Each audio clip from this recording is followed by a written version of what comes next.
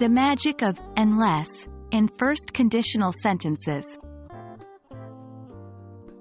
Hello, English language learners.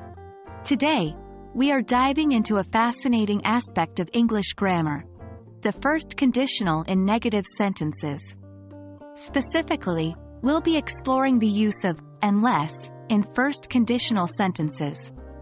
Understanding this will help you make more complex and nuanced statements in English. Before we discuss unless, let's first review what a first conditional sentence is.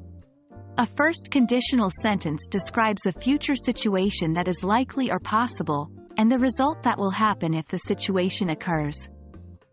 It usually follows the format: if plus present simple tense, then future simple tense.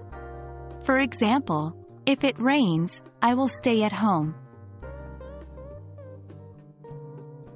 Now that we've refreshed our memory on first conditional sentences, let's introduce unless.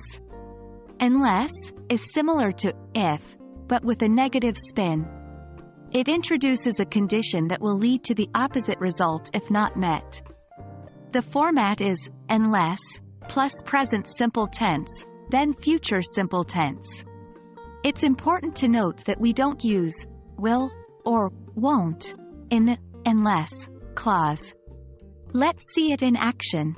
Unless it stops raining, we won't go to the park.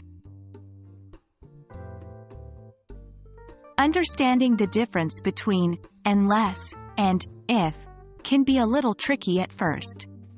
Essentially, unless means if not.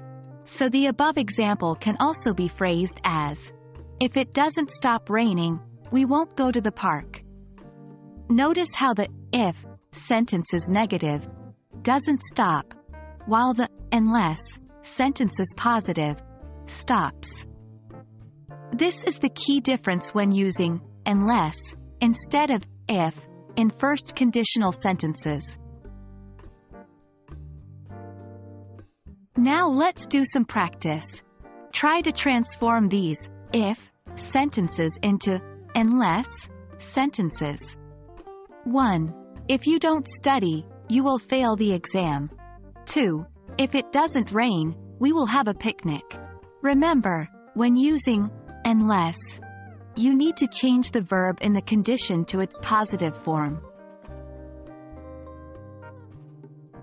Well done, everyone.